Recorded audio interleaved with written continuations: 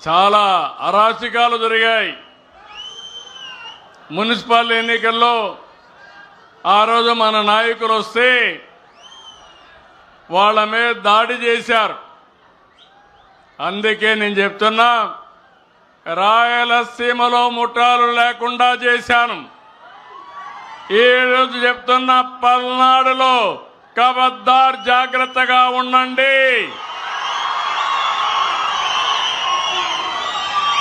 rowdyism చేసి నేరాలు ఘోరాలు చేసి,